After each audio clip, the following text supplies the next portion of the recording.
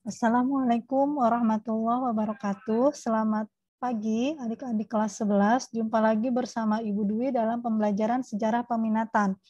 Hari ini kita masih di modul 10, sejarah peminatan tentang sejarah proklamasi kemerdekaan Indonesia. Perlu kalian ketahui ya bahwa di modul tersebut dikisahkan tentang bagaimana perjuangan rakyat Indonesia merebut kemerdekaan Indonesia, mulai dari upaya secara daerah juga sampai upaya secara nasional. Berikut akan Ibu jelaskan penjelasan di modul 10. Izin share screen ya.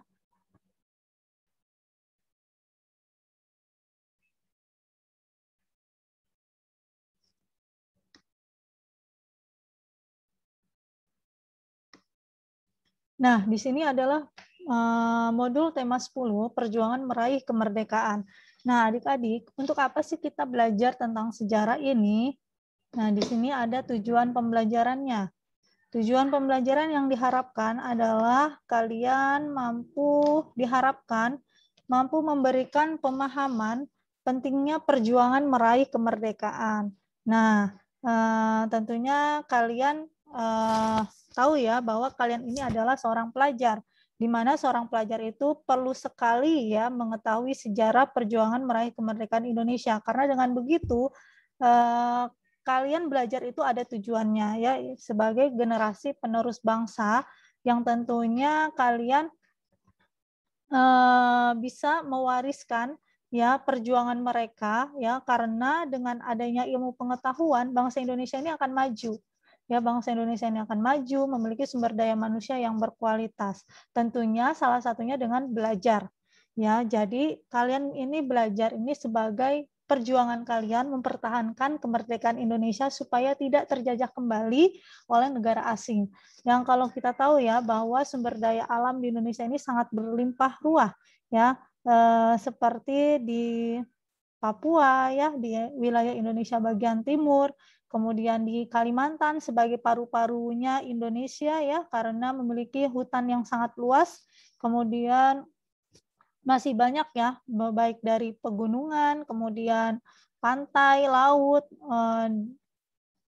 pemandangan alam yang begitu mempesona ya, yang tentunya membuat mata negara-negara asing ini terpukau ya, seperti di sejarah ya dikisahkan ternyata bangsa asing itu sebenarnya pertama kali menduduki Indonesia ini hanya untuk mencari rempah-rempah saja, tetapi karena melihat begitu berkemilaunya ya Indonesia, maka mereka memiliki tujuan yang berbeda, yaitu untuk menguasai negara Indonesia. Nah, lalu apa tujuan yang diharapkan? Berikutnya adalah memberikan pengetahuan tentang strategi pergerakan nasional Indonesia. Jadi sebelum adanya pergerakan nasional, ya perjuangan pahlawan kita ini masih bersifat kedaerahan, masih bersifat lokal, karena masih belum bersatu. Ya, karena Indonesia ini masih bisa dijajah atau adu domba ya, kerajaan yang ada di Indonesia ini masih bisa diadu domba. Jadi tidak memungkinkan mereka untuk bersatu. Nah, perjuangan-perjuangan yang bersifat kedaerahan ini juga sebenarnya merupakan upaya dari pahlawan kita untuk mempertahankan wilayah Indonesia dari negara asing. Lalu bagaimana proses selanjutnya sehingga bisa menimbulkan pergerakan nasional? Nah, ini terinspirasi ya dari pergerakan yang ada di Asia Afrika, di mana adanya perlawanan-perlawanan dari bangsa Asia Afrika terhadap para penjajah. Contohnya di Cina. Ya, di Cina ini ada peristiwa di mana mereka bisa merebut ya kemerdekaan Cina dari jajahan Inggris ya. Kemudian di India ya, kalian kenal dengan Mahatma Gandhi. Nah, Mahatma Gandhi ini adalah tokoh pergerakan nasional yang ada di India. Nah, banyaknya perjuangan mereka ini menimbulkan inspirasi bagi mereka. Lah, lalu bagaimana mereka tahu sedangkan rakyat Indonesia ini masih gelap akan pendidikan. Nah, ini apa namanya ya? Ini muncul karena adanya politik etis ya, politik etis yang diterapkan oleh Belanda pada saat itu. Karena banyak kritik yang berdatangan ya, baik dari pihak Belanda maupun negara-negara Eropa sendiri yang mengkritisi penjajahan Belanda yang sangat tidak berperi kemanusiaan. Karena sumber daya manusia, sumber daya alamnya sudah direbut dan dikuras habis oleh mereka, sementara kita tidak mendapatkan balas budi ya. Akhirnya mereka menginisiasikan bahwa Belanda harus membalas budi kepada Indonesia. Akhirnya kalangan pribumi yang sebagian itu disekolahkan ke negara-negara Eropa ya, termasuk juga di Belanda. Akhirnya di Eropa itu mereka mendapatkan wawasan tentang pergerakan nasional, mendapatkan wawasan tentang nasionalisme. Akhirnya mereka pulang ke Indonesia membawa ilmu ya, kemudian mereka membentuk organisasi. Organisasi kepemudaan yang pertama kali didirikan adalah Budi Utomo ya. Budi Utomo ini didirikan oleh selain Sutomo ya, kemudian juga Ki Hajar Dewantara ya, Suwardi Suryadiningrat nama aslinya, kemudian banyak ya yang mendirikan Budi Utomo. Nah, tadinya Budi Utomo ini hanya bersifat secara sosial saja ya, tetapi lambat laun berubah ke ranah politik karena perlunya pergerakan nasional yang ada di Indonesia. Dari pergerakan Budi Utomo di tahun 1901 tersebut ya, di abad 19, awal abad 19, munculnya organisasi-organisasi kepemudaan lainnya, mulai dari Muhammadiyah, kemudian Syarikat Indonesia, kemudian Syarikat Dagang Indonesia, kemudian Nahdlatul Ulama, kemudian organisasi kepemudaan lainnya ya, seperti Kepemudaan Indonesia, Jong Java, Jong Batak ya, pokoknya ada jong-jongnya ya. Nah, ini merupakan hasil dari pergerakan nasional yang selama ini mereka nantikan. Nah, akhirnya dari adanya pergerakan nasional tersebut, Indonesia mulai bersatu nih, ya, mulai dari propaganda ya, yang berseliweran di media-media berita ya. Kalau zaman dulu belum ada internet, masih berupa media cetak ya, seperti koran, propaganda, iklan, brosur, pamflet ya, dan lain-lain. Nah, inilah baik juga melalui media radio ya, sehingga mereka bisa bergelora ya, semangat juang mereka. Kemudian yang ketiga adalah memberikan pengetahuan tentang penderitaan bangsa Indonesia pada masa Jepang di bidang sosial, ekonomi, budaya, militer, dan pendidikan. Nah, jadi teman-teman atau adik-adik, jadi tidak hanya bangsa Eropa saja ya yang melirik Indonesia. Ternyata dari bangsa Asia sendiri pun juga pernah ya menjajah wilayah Indonesia, yaitu adalah Jepang. Nah, Jepang sendiri ini dulu adalah negara yang tertutup ya, negara yang tertutup. Kalian ingat kebijakan Shogun Tokugawa ya, dengan kebijakan bahwa Jepang ini untuk menghindari keselamatan atau untuk menghindari mereka ya dari bangsa asing ya atau Eropa, mereka menetapkan atau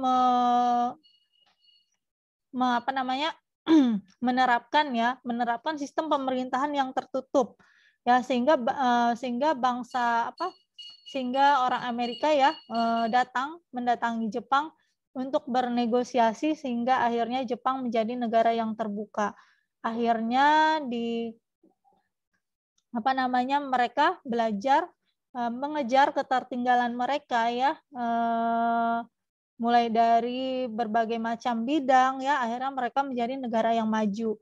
Karena saking memiliki nasionalisme yang sangat melekat ya, akhirnya sifat nasionalisme mereka pun salah artikan ya, karena dengan adanya sikap nasionalisme yang terlalu mengental ya, mereka akhirnya ingin menguasai negara-negara lain ya, seperti Indonesia.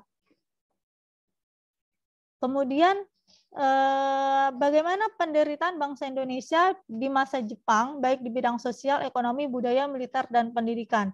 Nah, kalau di bidang sosial ya, ini tadinya bangsa Jepang ini mendatangi Indonesia ini untuk menolong ya, karena mereka mengaku sebagai kakak tua ya, kakak tuanya dari Indonesia.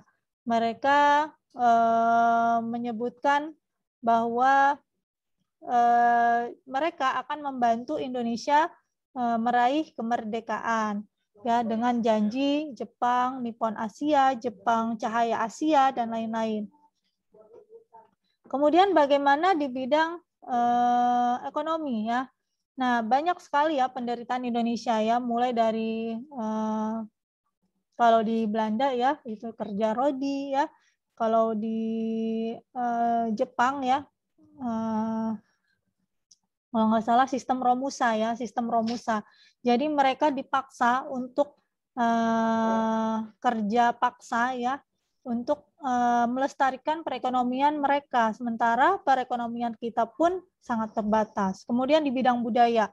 Nah, bidang budaya ini sangat mengental sekali ya pengaruhnya, karena kita dilarang berbahasa Indonesia.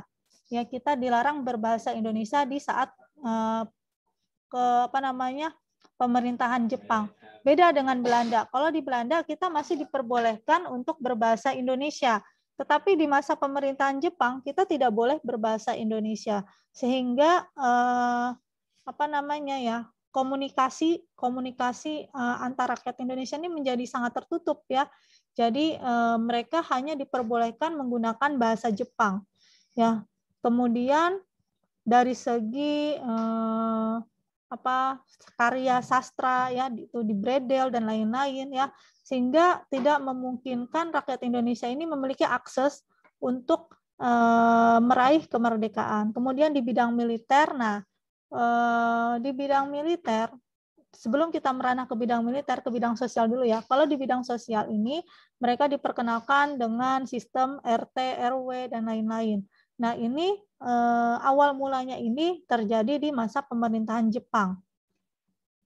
Kemudian dari segi militer, Jepang mengajarkan kepada rakyat Indonesia ya untuk berlatih militer.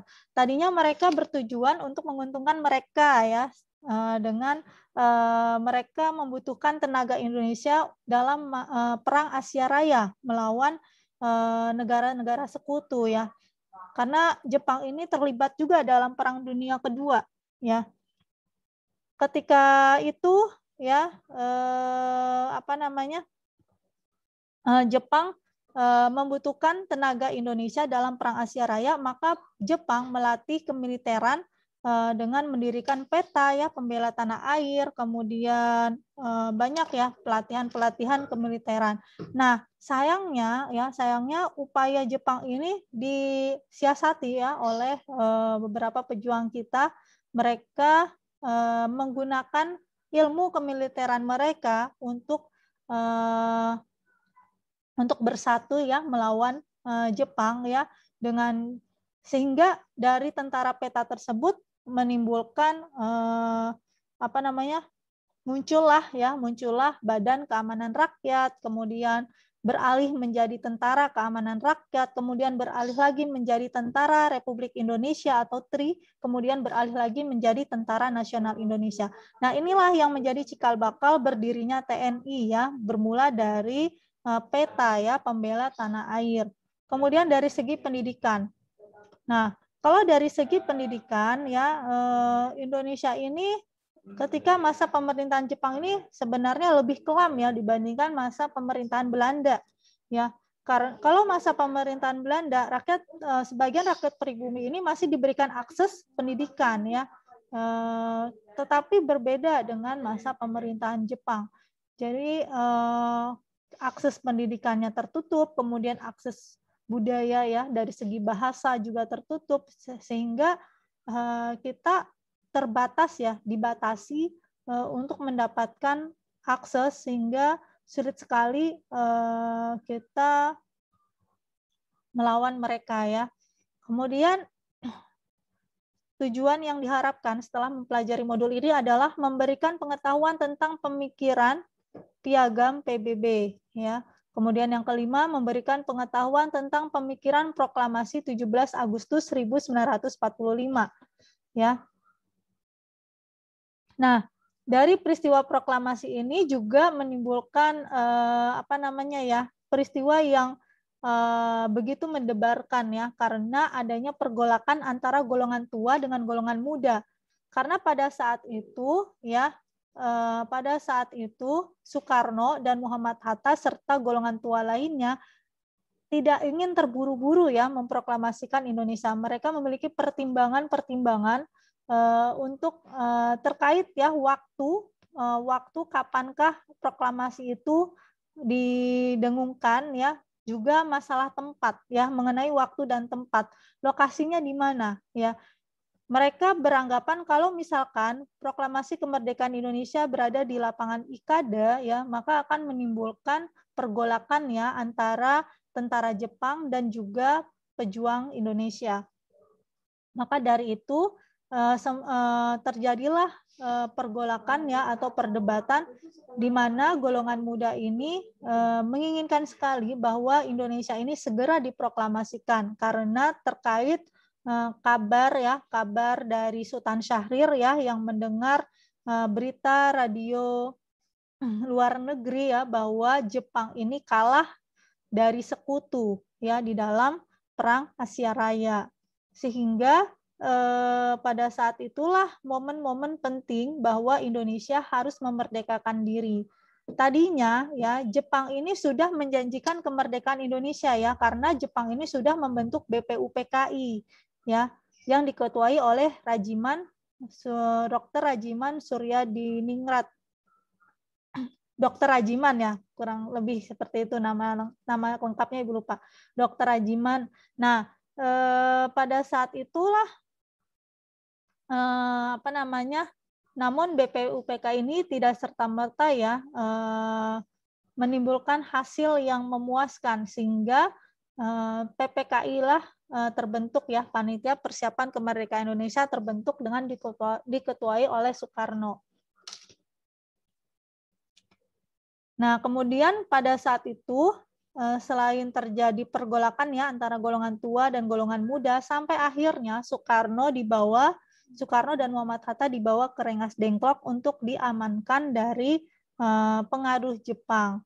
Ya, disangka golongan muda ini Soekarno sudah terpengaruh oleh Jepang sehingga diamankan di Rengas Dengklok. Nah, kemudian dari Rengas Dengklok pun mereka bernegosiasi, kemudian di malam ya malam tanggal 17 Agustus 1945 mereka menuju ke rumah mantan perwira Jepang ya. Mereka mendiskusikan tentang naskah proklamasi. Nah, mengapa pendiskusian teks proklamasi tersebut di rumah mantan perwira Jepang? Karena dengan di sanalah ya mereka aman ya karena tidak ada yang mencurigai. Jadi benar-benar ya keadaan di zaman dulu itu benar-benar mereka untuk aman saja mereka kurang ya. Berarti kita harus bersyukur ya, karena kita hidup di masa kini ya, dari hasil-hasil perjuangan mereka kita masih bisa hidup dengan aman, tentram, tanpa adanya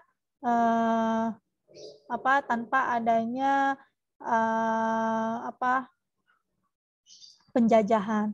Kemudian yang keenam adalah memberikan pengetahuan tentang pemikiran-pemikiran dalam perangkat kenegaraan. Ya, jadi sebuah negara ini terbentuk tidak hanya serta-merta karena proklamasi saja, tetapi juga karena adanya kedaulatan. Jadi bagaimana membentuk negara yang berdaulat? Nah, dalam membentuk negara yang berdaulat itu memerlukan perangkat kenegaraan. Salah satunya ya tentunya adanya warga negara, kemudian adanya pemerintahan, sistem pemerintahan, kemudian adanya sistem kemiliteran ya. Jadi militer ini sangat penting ya untuk apalagi negara kita ini negara maritim ya, negara kepulauan, sehingga sangat diperlukan tenaga-tenaga militer. Kemudian bagaimana bentuk undang-undang yang diterapkan serta dasar negaranya. Nah, ini perlu sekali ya di dalam mempersiapkan negara Indonesia menjadi negara yang berdaulat. Nah, tahukah teman-teman bahwa dari adanya peristiwa proklamasi di tahun 45 itu tidak serta-merta Indonesia itu langsung menjadi negara yang berdaulat. Tetapi banyak peristiwa yang terjadi. Jadi setelah tahun 1945 sampai tahun 1949, ini datang lagi nih Belanda ke Indonesia. Ngapain? Tadinya mereka kan di dalam organisasi Nika ya. Tadinya setelah tahun 45 nih ya, setelah adanya proklamasi, ini datanglah tentara Inggris. Tentara Inggris ini datang ke Indonesia tujuannya adalah untuk menyelamatkan mereka ya, sisa-sisa tentara mereka yang tertawan oleh Jepang ya, ingin menyelamatkan tawanan Jepang serta melucuti senjata-senjata yang ada di tentara Jepang. Namun ternyata kedatangan Inggris ini diboncengi oleh Nika ya, atau Belanda, sehingga menimbulkan kecurigaan dari rakyat Indonesia. Kemudian adanya peristiwa di mana bendera kita, bendera merah putih itu diinjak-injak ya di daerah, sehingga menimbulkan peristiwa Medan Area ya. Kemudian juga adanya sikap yang tidak baik ya dari dari tentara sekutu kepada rakyat Indonesia, sehingga menimbulkan berbagai macam polemik. Tadinya mereka menamakan adalah aksi polisionil Indonesia, tetapi kita menamakannya adalah sebagai agresi militer Belanda ya. Jadi adanya agresi militer Belanda ke-1, kedua ya. Nah, kemudian agresi militer Belanda ini tidak secara fisik saja ya, tidak secara perang fisik seperti gerilya, perang secara terang-terangan, tetapi juga secara diplomasi. Jadi secara diplomasi ini seperti melalui perjanjian Renville, perjanjian Linggajati, ya, dan lain-lain. Nah, sehingga dari adanya diplomasi tersebut, ya, muncullah wilayah Indonesia ini hanya batasan kecil saja yang diakui oleh mereka, seperti Jawa, ya, Jawa, Madura, dan Bali. Sementara negara-negara lain, pulau-pulau lainnya ini masih menjadi kedaulatan mereka. Bahkan di si perjanjian Renville ditetapkan bahwa meskipun kita memiliki negara seperti memiliki wilayah seperti Jawa, Madura, dan Bali, tetapi mereka masih mengakui bahwa Indonesia ini masih di bawah naungan Kerajaan Belanda ya, yang dipimpin oleh Ratu Belanda. Tentunya isi perjanjian Renville ini sangat merugikan Indonesia. Sementara bagaimana dengan Sultan Syahrir yang sebagai perwakilan dari diplomasi rakyat Indonesia tersebut, tentunya menimbulkan pro dan kontra ya. Sultan Syahrir ini banyak protes ya oleh sebagian kalangan kita ya, bahwa ia ingin menjual Indonesia ya. Tetapi akhirnya Sultan Syahrir pun diganti oleh tokoh yang lain ya, untuk mendiplomasikan kedaulatan Indonesia, sampai akhirnya terjadilah konferensi meja bundar. Nah, desakan negara-negara lain seperti India ya, kemudian juga pengakuan kemerdekaan dari Palestina juga, kemudian banyak negara-negara lain yang mendukung kemerdekaan Indonesia. Inilah yang memicu terjadinya konferensi meja bundar, sehingga pada tahun 49 Indonesia diakui kedaulatannya. Jadi lambat ya, dari tahun 45 sampai 49 berarti memakan waktu 4 tahun ya, Indonesia baru diakui kedaulatannya. Di samping itu ya, peristiwa tahun 45 sampai 49 selain terjadinya konflik ya secara eksternal, juga terjadi pula konflik secara internal. Karena pada rentang waktu antara 45 sampai tahun 49 ini terjadi pemberontakan juga ya, seperti pemberontakan PKI di Madiun. Karena pada saat itu sistem pemerintahan kita ini sedang sedang berubah-ubah ya, yang tadinya sistem secara parlementer kemudian berubah menjadi sistem presidensial. Tentunya sisa-sisa dari sistem parlementer ini menimbulkan banyak berbagai pihak yang ingin menguasai Indonesia ya.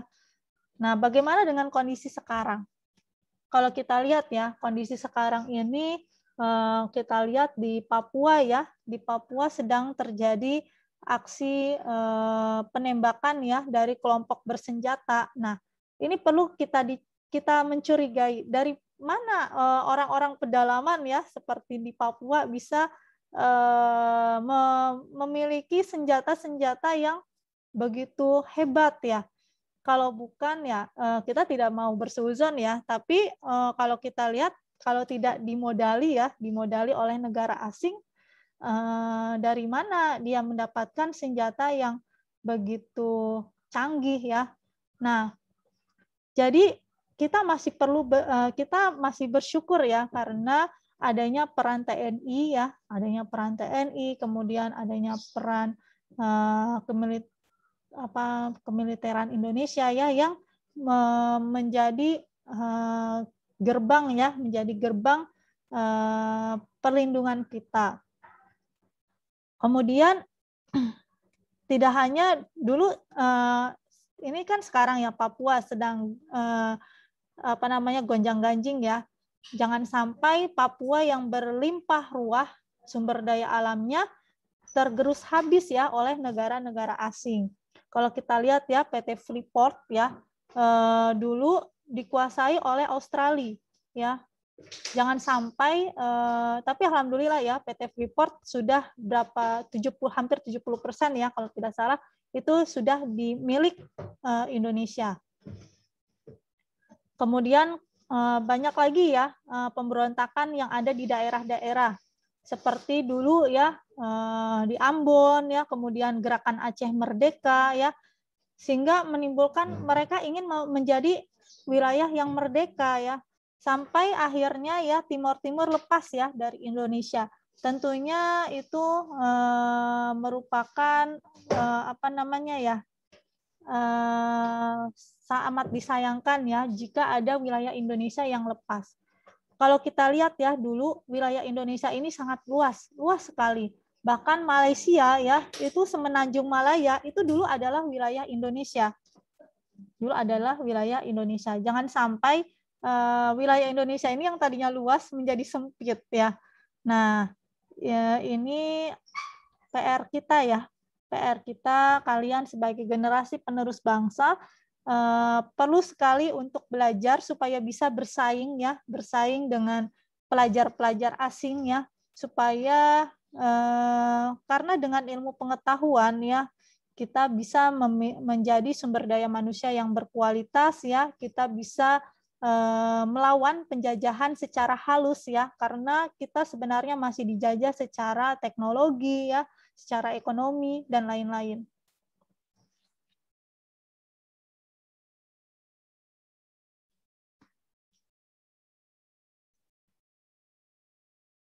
Nah, jadi ketika tentara sekutu ya menjajah Indonesia, ini tidak didiamkan ya oleh pejuang-pejuang kita ya. Salah satunya nih perlawanan rakyat Aceh ya, yang di mana pahlawannya ini adalah Tengku Abdul Jalil ya. Kalau kita lihat ada Cut Nyadin ya, itu yang sangat terkenal ya. Ini menjadi pejuang perempuan Indonesia di Aceh.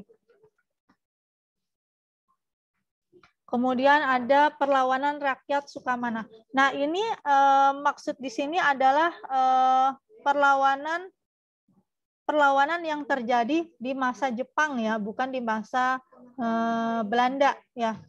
Kalau di masa penjajahan Jepang, ini ada perlawanan rakyat Aceh yaitu Tengku Abdul Jalil dan Tengku Hamid.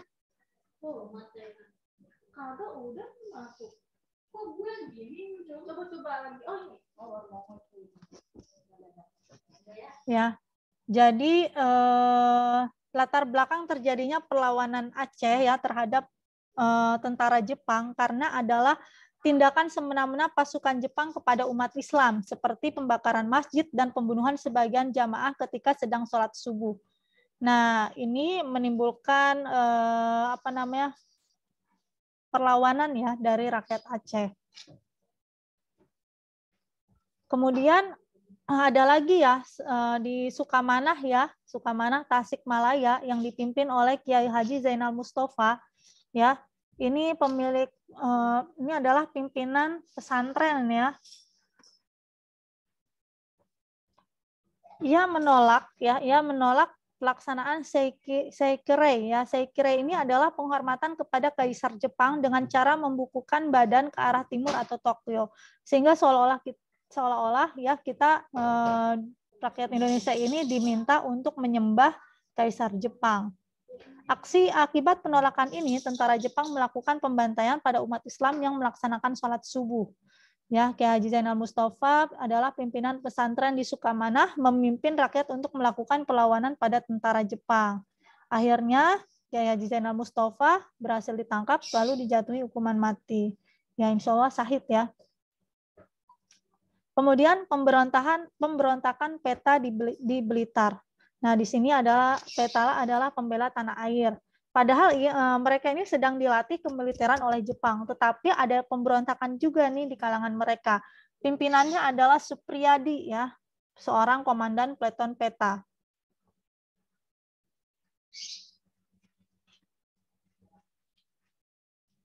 Anak buah Supriyadi sebanyak 35 orang ya berhasil ditangkap lalu dijatuhi hukuman mati.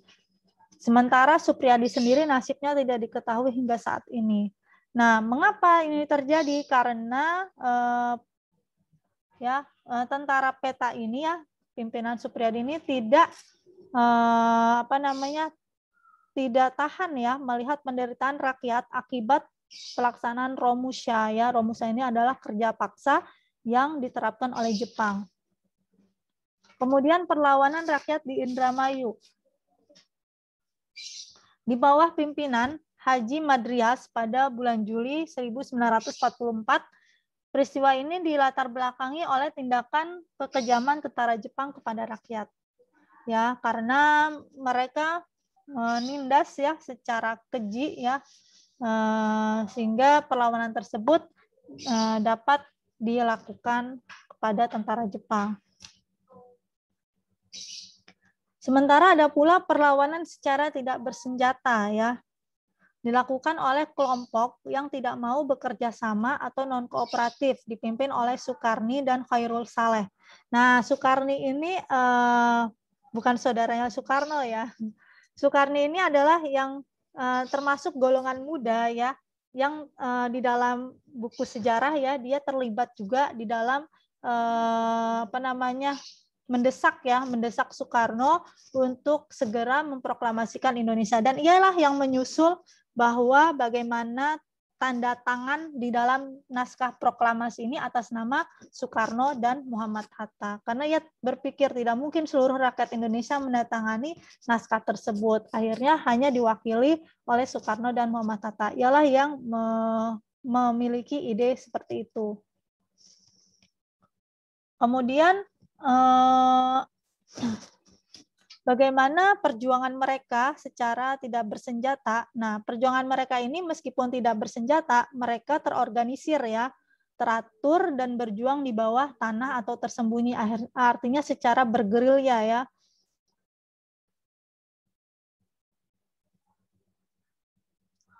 Nah, di sini akhirnya di ujung perjuangan mereka pun mereka mendesak Soekarno dan Muhammad Hatta untuk memproklamasikan Indonesia tanpa menunggu kabar dari Jepang.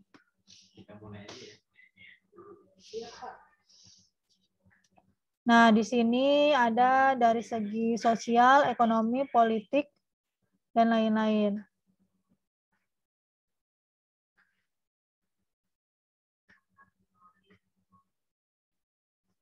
Nah, di sini kita lihat di unit 2 ya, stop penjajahan Jepang. Ya, di sini banyak sekali ya dampak penjajahan Jepang di berbagai macam bidang, mulai dari sosial, ekonomi, budaya, militer, dan pendidikan.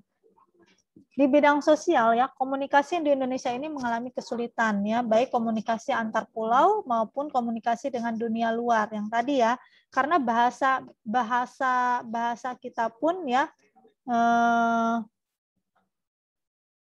semua nama kota yang menggunakan bahasa Belanda diganti dengan bahasa Indonesia, seperti Batavia menjadi Jakarta dan Buitenzorg menjadi Bogor. Ya. Oh, mohon maaf ya Ibu Ralat ya. Tadi Ibu bilang kalau di bidang budaya ya bahasa Indonesia itu dilarang. Ternyata salah ya. Tetapi justru di saat penjajahan Jepang ya bahasa Indonesia itu digunakan. Nah, di sini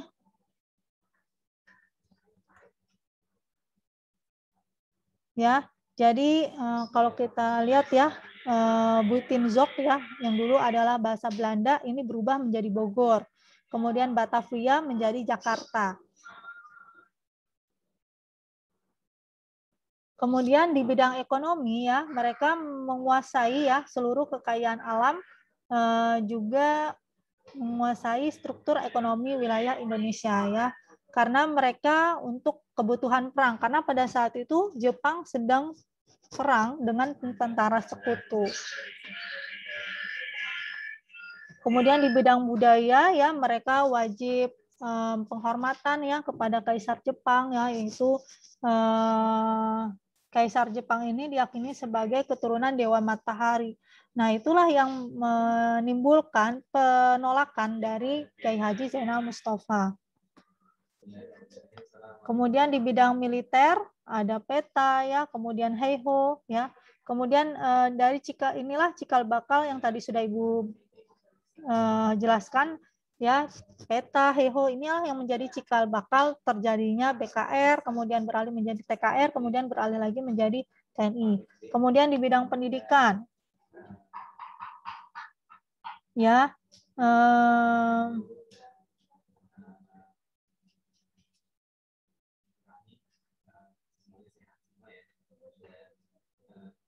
Jepang ini ada pendidikan secara formal ya. Di SD 6 tahun, SMP 3 tahun, SMA 3 tahun. Nah, inilah yang menjadi sistem pendidikan Indonesia sampai saat ini ya. Kemudian siswa memiliki kewajiban mengikuti latihan dasar kemiliteran ya. Mohon maaf tadi Ibu ada kesalahan dalam menjelaskan. Jadi di dalam pendidikan dan dari segi bahasa ini sangat didukung ya oleh pemerintahan Jepang. Ya. Nah, ini adalah latihan yang akan menjadi ujian modul ya. Silakan kalian